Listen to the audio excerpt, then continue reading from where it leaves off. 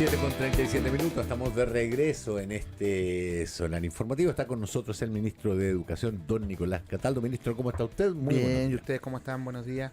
A ver, ministro, ayer lo conversábamos largamente, el problema de la deuda histórica con el profesorado, producto de aquel cambio de del Ministerio de los Municipios en los años 80, en los que se les quedó debiendo platas y reajuste a los profesores, que es probablemente una de las vergüenzas más grandes de la democracia en nuestro país, haberse hecho los Larry o los distraídos con esta deuda durante tantos años.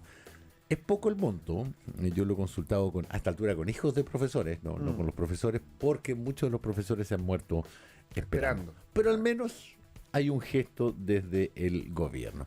Se presenta, veamos cuál es la evaluación que se hace desde el gobierno de esto, porque fue una promesa de campaña y es de la que está saliendo adelante. Y segundo, cuál es el cronograma que se nos viene por delante. Sí, bueno, efectivamente, esta es una asignación, la 3554, que es de los años de fines de los 70, donde se hace un aumento salarial a los funcionarios públicos en general. Uh-huh. El tema es que, claro, a los docentes del año 81 comienzan a traspasarlo a los municipios y se desconoce el pago de esta asignación. En algunos municipios se siguió pagando, en otros lugares profesores ganaron juicios. Un grupo de ellos, de hecho, 880 profesores llegaron a la Corte Interamericana de Derechos Humanos en el año 2021, luego de más de 20 años de haber traspasado las fronteras de cada una de las cortes en Chile, terminar en la Suprema con sentencias a firme para ejecutoriarlas y sin poder conseguir que se pagaran esos recursos.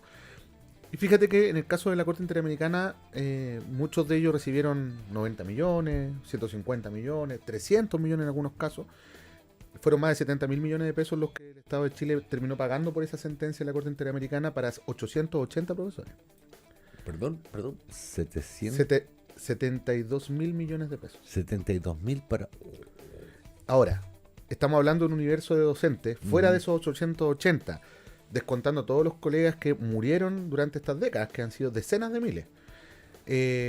Nos quedan 57 mil profesores vivos. Si usted hará la cuenta de que es una deuda impagable desde ese punto de vista para el fisco, ¿no? Considerando esos montos. Por eso es que la promesa de campaña del presidente Gabriel Boric siempre fue una reparación.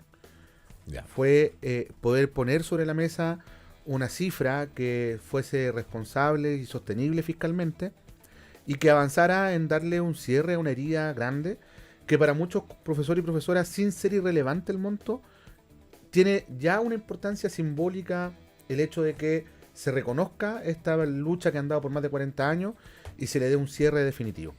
Primero, ahí hay un elemento del que no podemos desentendernos, digamos, la complejidad de abordar esto, dadas las cifras y las magnitudes de lo que estamos hablando. Luego está una segunda variable, y es que esta es la primera vez que un gobierno en democracia pone una propuesta sobre la mesa. Todo lo que se ha construido en torno a la deuda histórica se ha hecho desde fuera del gobierno.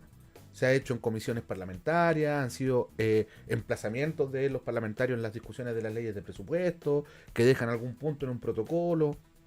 Lo más relevante fue el año 2009, en el protocolo de acuerdo del 2008, donde el entonces diputado Carlos Montes, hoy día ministro de Vivienda, asumió la conducción de una comisión para investigar las deudas históricas.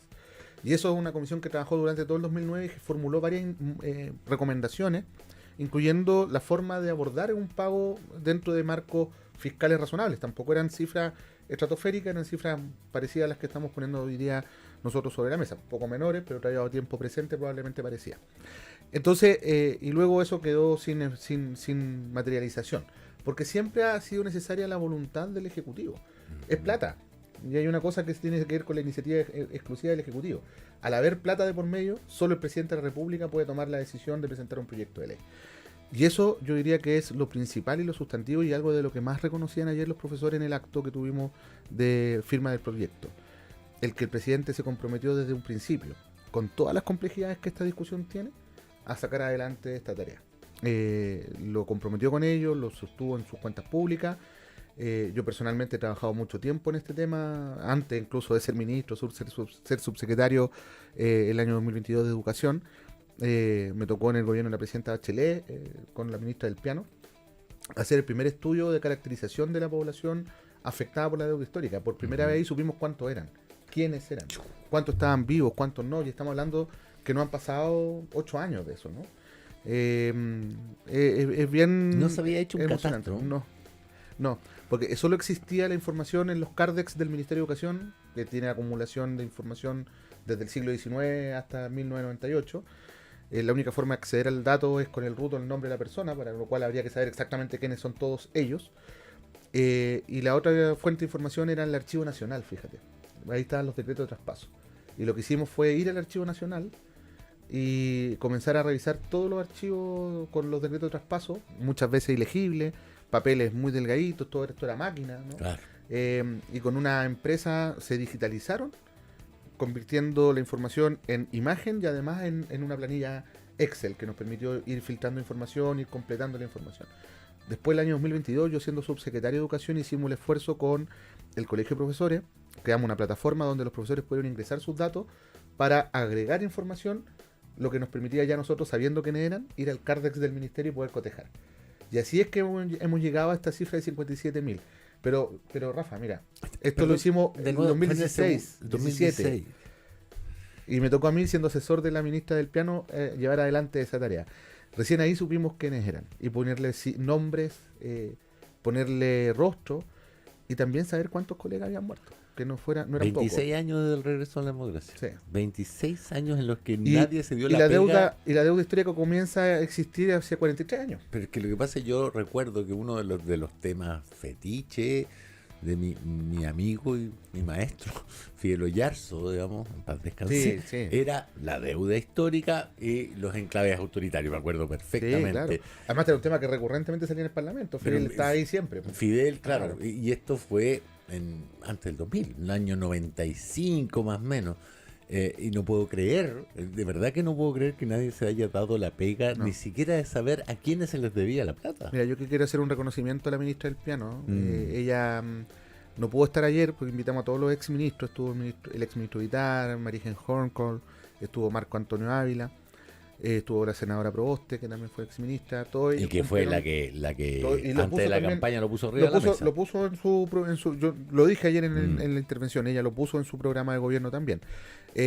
Pero la ministra del Piano tuvo una sabiduría. Yo aprendí mucho con ella, ¿no? Y ella, cuando me pide esta tarea, uno más joven y frustrado, frustrado porque, claro, estábamos avanzando y después ya no había espacio. El Ministerio de Hacienda de la época nos dijo que no. Entonces había que gestionar esto con los profesores también. Y ella dijo, mira, ¿sabes qué? Aquí siempre nos dicen, no sabemos cuántos son, no hay cómo estimar el costo, no podemos tirarnos ese piscinazo. Claro. Entonces hagamos el listado, sepamos cuántos son y dejémoslo para lo que viene para adelante, sin saber e imaginarse uno que después le va a tocar a uno mismo dar ese paso, ¿cachai? Entonces es bien bonito como biografía, como parte de una historia personal también, pues. Además del compromiso para que alguien, claro, o sea, sin saberlo, digamos, pero ella tuvo la sabiduría de dar ese paso, de decir, ¿sabéis qué? No te frustres. Claro, ella mucho más carrete y más experiencia que yo. No te frustres y dejemos esto. Si es el argumento que nos dan, en algún minuto llegará el momento en que ya ese argumento no va a poder existir porque tenemos esto, digamos. Y claro, luego tomar la nómina, cruzarlo con el registro civil para saber cuántos colegas han fallecido, cuántos no, es un trámite que dura poco, muy poco. Ya. Cronograma. El día de hoy ingresa el proyecto de ley al Parlamento.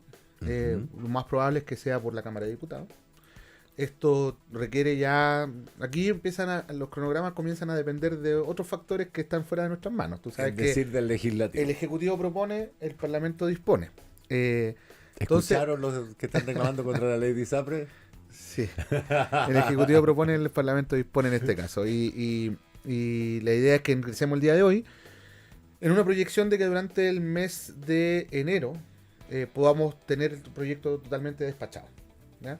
Entendiendo que además hay otro elemento que ocurre durante el mes de diciembre que no podemos hacer competir ambas cosas, ¿no? Y que es el reajuste del sector público. Y eso toma una buena parte del tiempo de las comisiones de Hacienda, de la Cámara y del Senado. Y el proyecto de reparación de la deuda histórica, por la naturaleza fiscal que tiene que pasar por la Comisión de Hacienda, sin duda. Entonces eso le pone una una cierta dificultad, pero creo que vamos a ser capaces de sacarlo durante el mes de enero, primeras semanas de enero, no más allá de eso, para iniciar su implementación. El diseño del proyecto de ley lo diseñamos de tal forma que no es necesario elaborar reglamentos para poder operacionalizar la ley. Esto es importante porque cuando se hace una ley, por ejemplo, una ley de incentivo al retiro de funcionarios públicos, tú dejas algunas cosas establecidas para regularlas por reglamento. Eso significa que luego uno tiene que hacer un reglamento que es muchas veces más largo que la ley, para no sobreregular legalmente, ¿no? Y permitirte administrativamente mejores formas de implementación.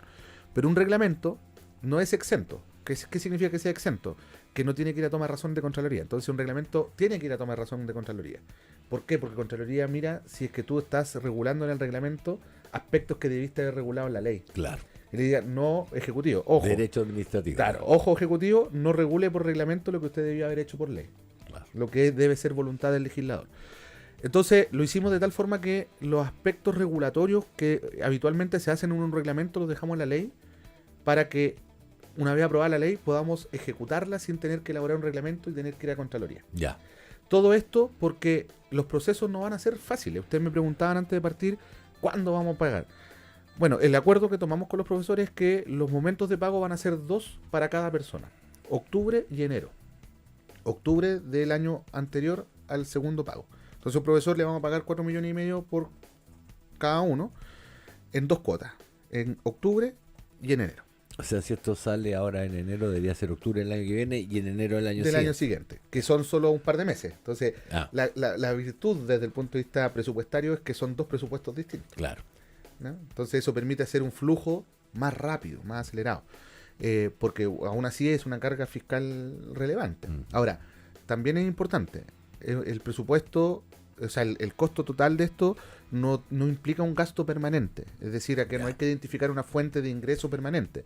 Esto es con cargo, digamos, a el Tesoro Público. Esto es un gasto por una única vez, no se va a repetir una vez que se termine.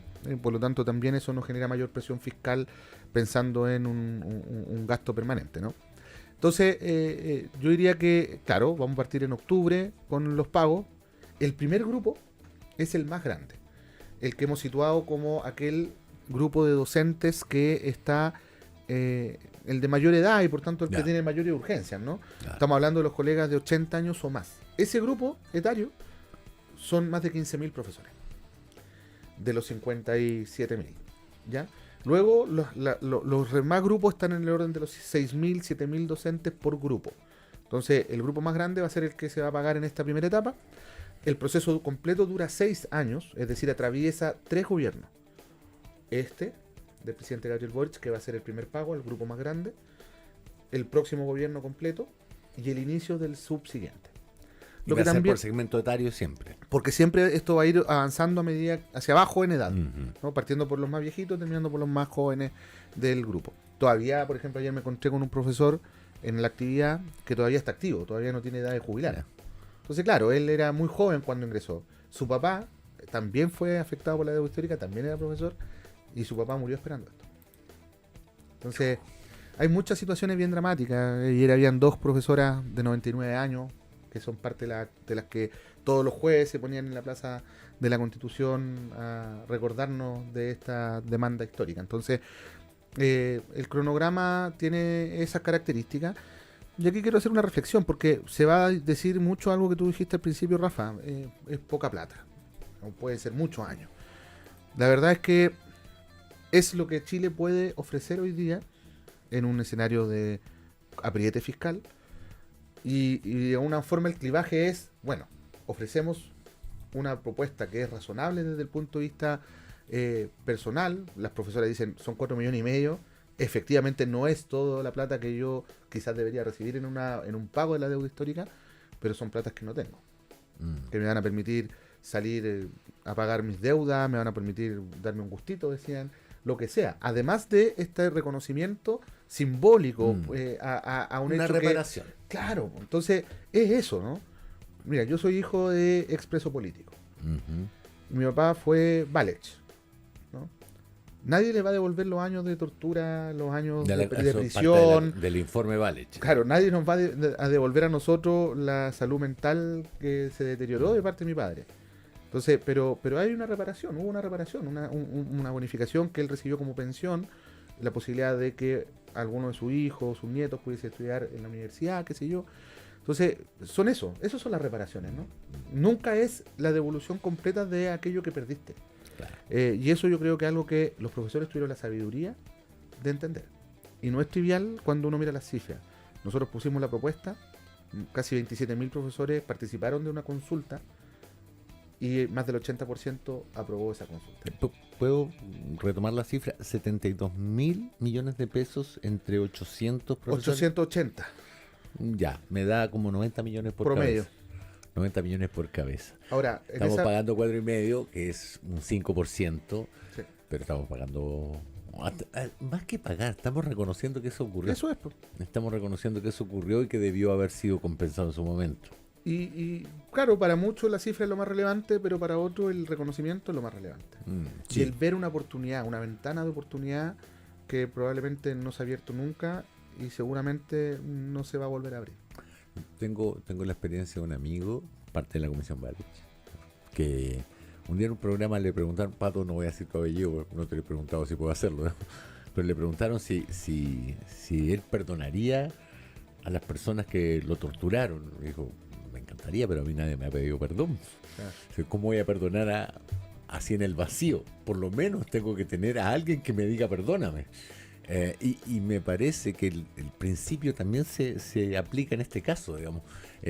¿Cómo no sentir que una reparación si nadie me ha dicho que tengo razón en esto, digamos? Ahora, las cuotas, me dices tú que hacer 2 cuotas, me dice usted, ministro, que van a hacer 2 cuotas para cada deudor, digamos. Sí. Y en un periodo de 6 años que avanza de manera, mejor dicho, que va desde la parte más antigua a más nuevos los profesores. Sí, partiendo por las personas de mayor edad, de 80 o más, ese es el primer grupo, son más de 15.000 docentes, y se va a ir pagando esto en 2 cuotas, pero son 2 cuotas sucesivas que tienen una diferencia de 2 meses, o sea, 1 octubre, diciembre, o sea, noviembre, diciembre, y en enero se paga la siguiente cuota, es decir, solo con 2 meses de diferencia va a tener el pago de ambas cuotas.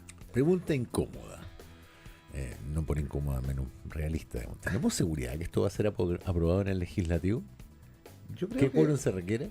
No tiene quórum, mayoría simple. Y la verdad es que en el tiempo uno ha visto emplazamientos de parlamentarios de todos los colores políticos.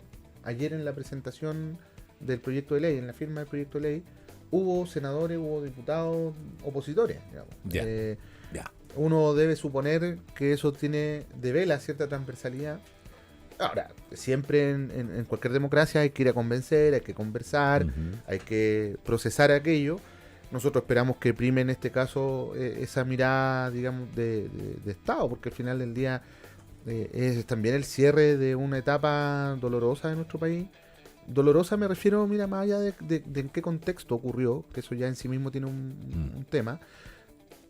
Es dolorosa porque finalmente es un perjuicio que se hizo a casi 90.000 docentes, si uno suma todo el universo de profesores que fueron traspasados en su época, más de 90.000 docentes que formaron generaciones y generaciones de chilenos y chilenas. O sea, es lo mínimo, la verdad, que uno pudiese hacer considerando el perjuicio patrimonial que implicó. Un perjuicio patrimonial que no solamente se expresó en platas que no le entraron en un momento determinado de su vida, sino que también en las platas que no fueron a nutrir sus propios fondos de pensiones, para pensiones bajas. Pero además, con la acotación, pero en los años 80...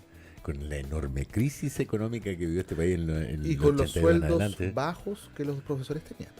O sea, a mediados de los 80 los profesores ganaban un promedio de 24.000 pesos, una cosa así. Yo llegué a Chile desde Uruguay en el año 80, al principio del 81, y a poco andar el dólar pegó un salto de 39 a 240. La previa de la crisis económica. Claro. Donde mucha gente que advertía que esto iba a ocurrir se forró. Ahora, otra pregunta incómoda. Aquellas personas que fallecieron, esto no constituye herencia. No, pero sí hay una regulación de transmisibilidad o herencia, como se Transmisibilidad en lenguaje jurídico. Claro. Yo soy profesor, pero uno se termina convirtiendo un poquito en abogado, un poquito en economista en esta cosa. Hay una regla de transmisibilidad para los docentes que están vivos. Ya. Sí, efectivamente. Eso está contemplado en el proyecto de ley. Es hacernos cargo, digamos, del universo de profesor y profesora que hoy día está vivo. Lamentablemente, dada la magnitud del universo, también es inabordable incorporar a aquellos que ya murieron. Casi duplicar el costo total de esta iniciativa. Voy a proyectar esa cifra. Es decir, que la mitad de a los que se les debía plata ya fallecieron. Casi. O sea, 57.000 profesores vivos, eran poco más de 90.000 profesores los que fueron traspasados desde el Estado central, desde el Ministerio de Educación a los municipios. Sí. Es bien abrumadora cuando uno pone esto en cifras. Y es un poco más comprensible cuando lo entiendes de esa forma, digamos. O sea, es como... Porque claro, si la demanda es páguenme todo, esto nunca se va a resolver. Claro. Y ahí es donde uno tiene que actuar con cierto nivel de pragmatismo, pero también con harta... ¿cómo decirlo? Es bien difícil porque te estás moviendo en un ámbito tan delicado que tomar una decisión pragmática, pero al mismo tiempo que sea capaz de empatizar con la demanda, con lo que hay detrás de eso, con los dolores humanos que hay detrás de eso, cuesta, pero es posible. Yo creo que eso lo entendió el Directorio Nacional del Colegio de Profesores, lo entendieron los mismos profesores y lo entendió el gobierno, que eso es lo nuevo en todo este proceso. Que el pragmatismo no eclipse la convicción de que es necesario hacer algo por esto. Claro. Y que no son muchas las oportunidades que se te presentan en la vida para resolverlo. O sea, llevamos 43 años. O sea, 8 gobiernos democráticos han pasado. La vida rara vez da segunda oportunidad. Exactamente. Ahora, me carga tener que preguntarlo, porque después de este tema el CAE me parece tan... No, es importante. No me parece poco importante, pero me parece que estamos pasando una deuda de gente joven que está todavía en la plena potencia de la vida a un acto que se hizo con gente que ya desgraciadamente su nivel de presión o de posibilidad de hacer presión ha bajado mucho y uno debe privilegiarlos a ellos. Pero hablemos de la otra deuda, del CAE, porque me queda muy poco tiempo además. A ver, ¿cuándo se implementa? ¿Cómo ha avanzado? Me acuerdo que la última vez estábamos harto esperanzados también en esto y me gustaría saber cómo se evalúa desde...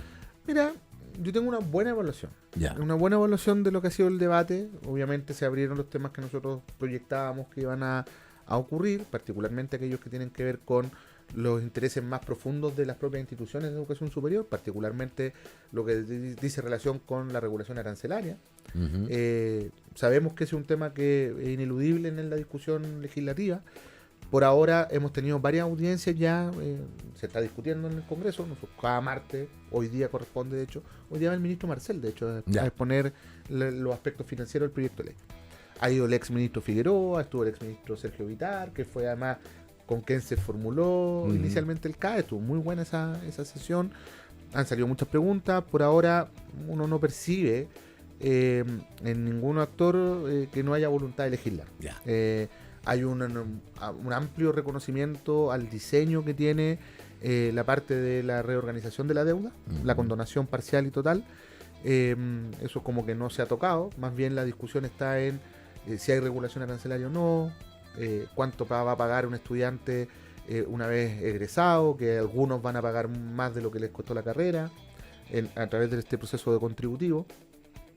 Hay una discusión interesante porque quienes plantean que con el instrumento que estamos proponiendo algunos van a pagar más de lo que les costó la carrera, es como que desconocieran que hoy día todos pagan más de lo que les costó la carrera. Entonces, sí, hoy día todos pagan más porque pagan intereses, tienen un crédito, en fin, entonces... Hasta los que teníamos crédito fiscal pagamos más de lo que costó. Termino de pagar, ahora en diciembre termino de pagar mi crédito fondo solidario, me quedo liberado de esa deuda. Entonces... Deduzco que es menor que yo. Tengo 40 años. Sí, efectivamente. De hecho, soy menor que la deuda histórica. Tengo menos tiempo de vida que la deuda histórica. Así que no, yo diría que es un debate interesante. Va bien, pero lo más importante es que hay una comprensión de que esto tiene que avanzar. ¿Cómo se lo han tomado las universidades que por esto, No, por o esto sea, ha habido de todo pierden tipo de plata? reacciones, sí, o sea, algunas, ojo, otras no. Las No que sé, pagan por ejemplo, la 17 universidad... las que pagan 17 millones a los profes? No, claro, así es difícil. Pero no, en el caso puntual, por ejemplo, de las universidades de Concepción. Ya. Ellas regionalmente tienen acuerdos que se tomaron hace mucho tiempo atrás de congelar aranceles. Entonces, ir a la regulación arancelaria que estamos proponiendo nosotros es subir los ingresos prácticamente a todas las instituciones, las del Estado. Casi todas tienen aranceles más bajos que los de la arancel regulado. Porque cae con arancel de referencia, que es más bajo, ¿no? Esto es parte del análisis financiero que estamos también teniendo institución por institución. No es claro que todas bajan sus ingresos, al revés. Y por otro lado, también hay que ver de qué forma se compensa algo que dijo la rectora Rosa de Bey, y ella tiene mucha razón. Ujú. Acá hay un tema más de fondo, que no tiene que ver con cuánta plata más me entra, cuánta plata menos me entra. Tiene que ver con cuál es el diseño estratégico de la educación superior, de la investigación, el papel del Estado en esa relación. O sea, no todo tiene que ocurrir a través del Ministerio de Educación, teniendo un Ministerio de Ciencia. Son discusiones que lamentablemente no hemos tenido, no hemos dado, y es el momento de darlas, pues. Este es el momento. La rectora de la Universidad de Chile. Don Nicolás Cataldo, ministro de Educación, muchísimas gracias Gracias, por que el tiempo estés que muy nos ha dedicado bien. como No, profesional. muchas gracias por la invitación.